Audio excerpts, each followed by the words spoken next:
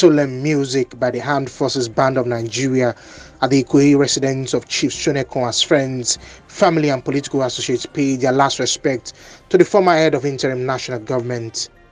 He headed Nigeria's interim government in the aftermath of the crisis that trailed in the annulment of the 1993 presidential election. Part of those who arrived early was former military head of state Yakubu Gowon. After condoling with the family of the deceased, he said Chief Shonekan should be celebrated for his effort in keeping the country together. He left gracefully and did exceptionally well and should be acknowledged. After the lying in state, the body was moved to the Cathedral Church of Christ at Marina for a state funeral.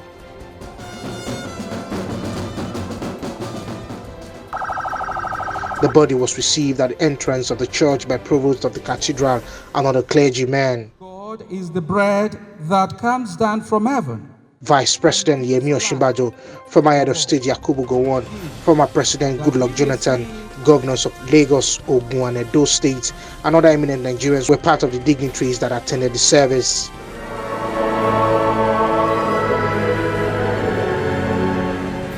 For the Vice President, Chief Shonekan was a bridge builder who lived a fulfilled life and made good impact. His accomplishments as a businessman, a political figure, and a bridge builder is already the stuff of legend and will be talked about for generations.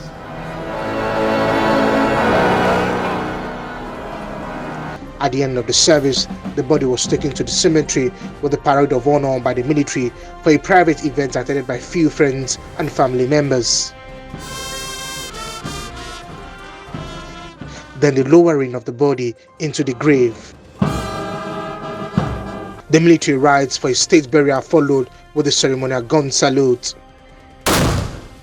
For Governor Dapo Abiodun of Ogun State and others, Chief Shonekan was indeed a true illustrious son of Ogun State who made the country proud. Nigeria has lost a rare gem. We in Ogun State, we've lost an illustrious son. For many, the life and legacy that Ernest Shonekan lived as a bridge builder for the nation should be sustained and maintained for Nigeria's unity.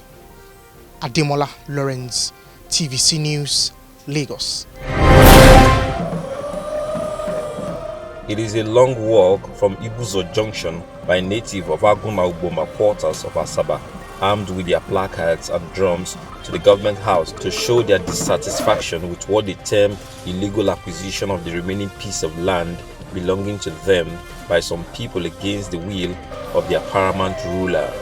The Judases amongst us are what we are protesting against. So the governor should please be very, very careful with these people we mentioned. They are not representing the interests of Agunuboma. Mr. Odiaka, they don't have the mandate of the people. So they are, on their own. To the people, their loyalty to their non-Nigerian traditional ruler, the Asagba of Asaba, is unshakable, as they want those fanning the embers of discord to desist while calling on the government and the public not to deal with them. Reacting, the Delta State government says it will not acquire land arbitrarily in any part of the state without following due process, and stated clearly that the governor holds in high esteem the Asagba of Asaba. The Asagba of Asaba is a highly revered traditional ruler in Delta States. The government of Delta States, led by Senator Ato Efa will never do anything to undermine his authority. But I want to reassure you that government will not arbitrarily acquire your properties.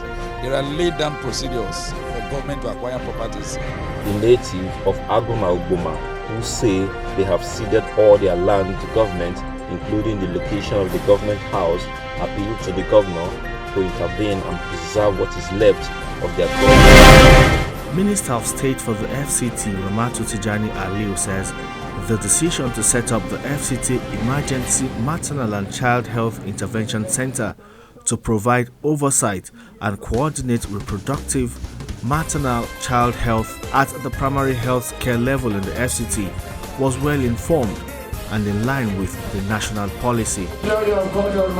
The minister was speaking at the inauguration of a center of the FCT OCI Foundation Gynocular Digital Cervical Cancer Screening Project.